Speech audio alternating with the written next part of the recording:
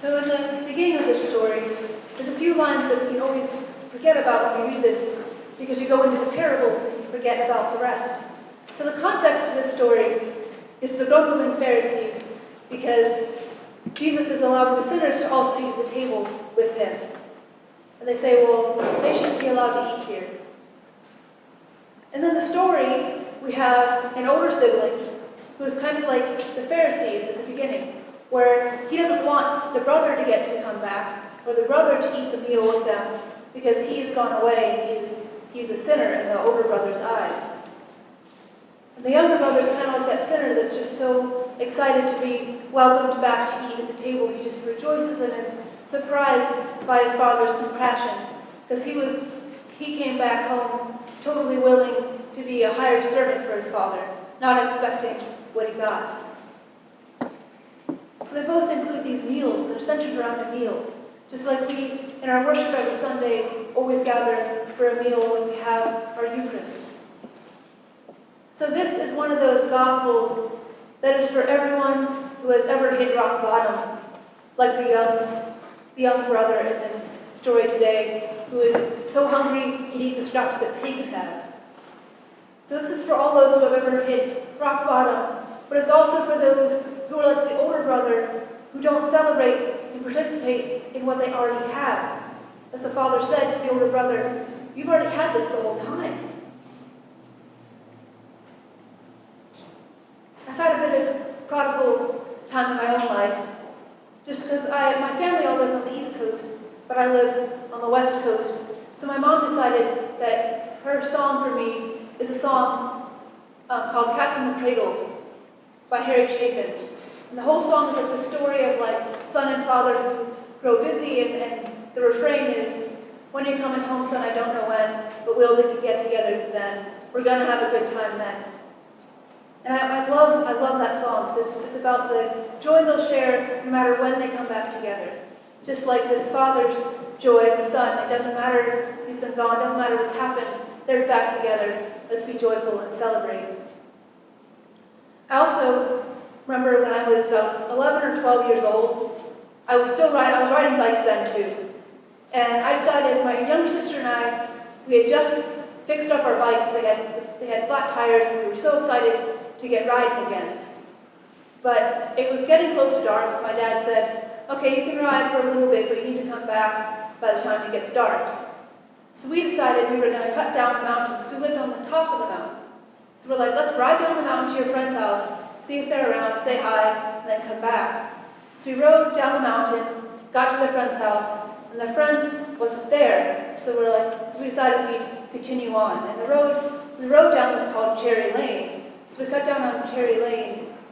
But I don't know why this didn't occur to us, the fact that this Cherry Lane wasn't a giant steep mountain to climb back up. But we're like, sweet shortcut, this Cherry Lane must go back up to the other Cherry Lane somehow, because 11-year-old logic seems to make sense. So we take this Cherry Lane, and we're going, and we get to where our dentist office is, which is like a 20-minute drive away, and we're like, maybe we're lost. So we found a gas station, we stopped at the gas station, and we asked for directions, like you're supposed to do. So we asked the gas clerk where to go, and he goes, oh, you just keep going down this road, and it'll hit alternate 40, which is like a smaller like state highway, so it doesn't have like the on-ramps like an interstate. And so we're like, yeah, we know how to get home from there. We've ridden that way all the time. So here we are on our bicycles, like two 11-year-olds on the highway. So of course people call the cops because there's two 11-year-olds on bicycles on the highway. So we see this red and blue lights flash behind us, and we're like, oh, we're dead. We're so dead. And we pull over, and the cops said, people saw you and they're worried about you, so why don't you hop in the car and I'll drive you home. So we get in the back of the cop car. Now we're like crying and dirty, and we're like, we're so dead. And we get back to where my dad is, and he's been driving around really worried with my older sister looking for us, and sure that we're just hanging out with friends and having fun, and we're so grounded. And then he sees us dirty and crying in the back of a cop car, and all of a sudden, we're no longer going to be grounded. He just hugs us, and he's so happy to have us back and safe and fine.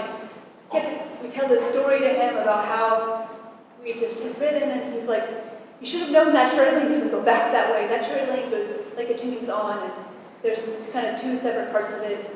There's that rejoicing that we're back, and so the anger and the compassion kicked in and kind of took over the anger.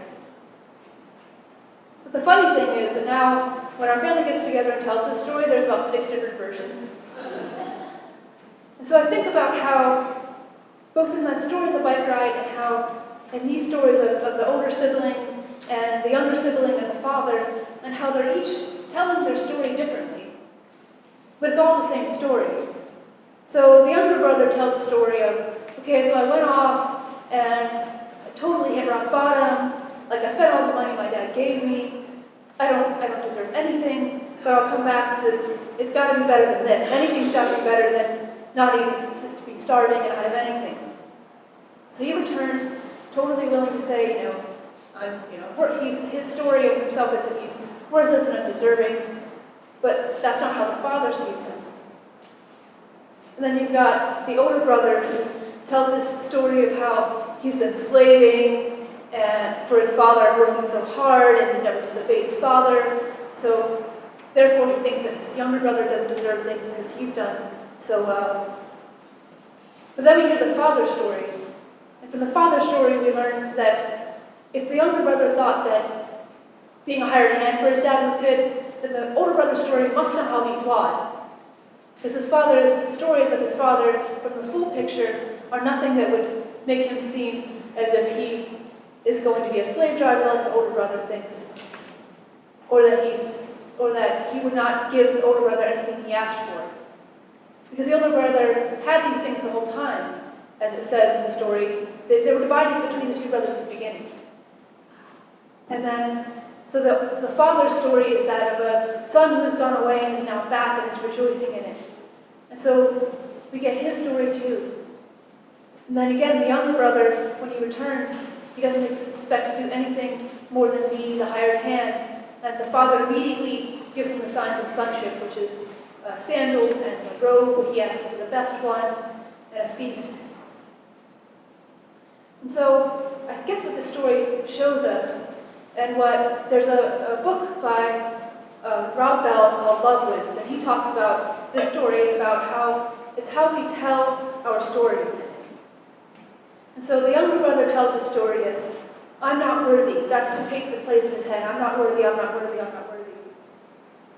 And the older son plays the tape that he's been slaving for years, he's been nothing but obedient, and that and he can't even imagine a party of anything but having a goat, which is like, doesn't even have a lot of meat on it. So even his images of a party are extravagant. And he thinks that he's somehow been shafted or treated unfairly in some way. And so for both of them, they think that there's this need to earn their father's love and compassion, but there's no need to earn it. It's already given, and all they have to do for both of them is to receive. So we learn from this story that God isn't fair, that grace and generosity aren't fair. People get what they need, whether it's deserving or not. But our refusal to trust God's retelling of our story, just like the brothers didn't trust the father's telling of the story, leaves us like that older sibling in a hell of our own making. Because he's at this party and he's not even celebrating. Because he'd rather be grumpy about his older brother or his younger brother getting to have this party.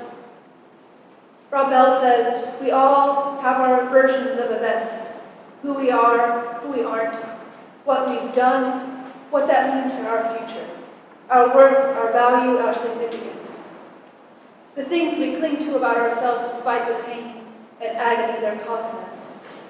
Some people are haunted by the sins of the past, abuse, betrayal, addiction, infidelity, secrets that have been buried for years. For others, it isn't their lack or inadequacy or sins, it's their pride. The Lone Rangers who are off to do battle with the world, they don't need nothing or no one. So what we see in the older sibling is that our beliefs matter. They shape and guide us. His belief about his world shapes how he sees it, just like the younger brother's belief about his world shapes how he sees it. So you get these kind of two sides of the same coin. The older brother and his problem of self-righteousness and his rule following in his mind should get him something, and his younger brother's rule breaking should take something away from him. He thinks obedience and hard work begets love, but that's not how love works. And that's not how grace works. God's love, the Father's love, cannot be earned, you see, and it cannot be taken away either. It just is. Your deepest, darkest sins and shameful secrets are simply irrelevant when it comes to God's love. Your goodness and your rightness and your church attendance and everything else also doesn't matter when it comes to God's love because you already have it.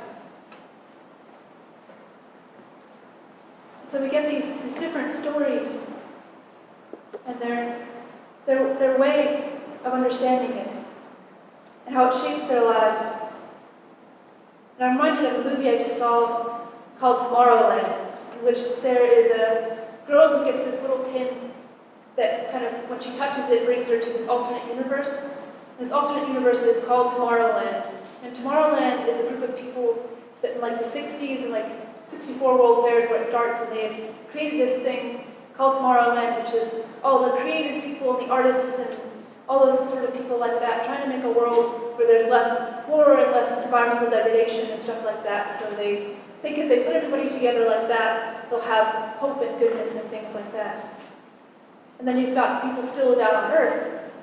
And then you've got one guy who had been in Tomorrowland who is now on Earth, and the girl who finds this pin has to go to him for help because the people in Tomorrowland want to shut everybody else off from this thing that they've created. And the governor of Tomorrowland, who is played by the actor who plays House, which is really fun, he decides that the only way to get the people on Earth to bring about goodness and stop having war and all these things, he's decided the only way to fix that is to scare them straight. So he creates this machine that like puts this idea in everybody's head that everything is terrible, like despair and destruction and darkness, and so he thinks that that's the only message they have. They'll be so scared, they'll turn things around. But the girl comes to him and says that the problem with that is that there's a story that her father told her when she was young about these two wolves that were always fighting, and one wolf was darkness and despair, and the other wolf was hope and love and light. And the wolf that survives is the one that's fed. And so he was feeding this wolf that was despair and darkness instead of the wolf that was hope and light. And so she said, you're feeding the wrong wolf. You need to feed the other wolf. And so they ended up like destroying the machine and like starting everything all over, and they get a whole new group of people, new young people, and the kind of whole story ends with recruiting new people to help with Tomorrowland of dreamers and people that are full of hopes that they can create this Tomorrowland and connect it to the earth and bring about goodness and stop feeding the despair. Because again, the people began to believe the story that they were told because they had heard it so many times that nothing's going to make it better, it's just we're all doomed. It's very, very kind of Eeyore kind of way of understanding the world. And so I think what the message is for us in this is that, like on this Sunday when we're in the middle of Lent, which is overall a season that talks about how we need to confess our sins, and the readings are talking about acknowledgement of sin and guilt, but that God's mercy is what endures. God's love, God's compassion and reconciliation is what endures. And so we are called to rejoice because we're already at that table. Just like in the early church in Lent, when even the most notorious of sinners were allowed to eat with everybody, allowed to be part of the community. And so it's like rewriting those tapes in our head to say, let's listen to the story as God would tell it. How would God tell the story? How would God see my story? How would love tell this story? Instead of how we might see it sometimes in a way that we're feeding that wolf that is despair instead of the wolf that is hope.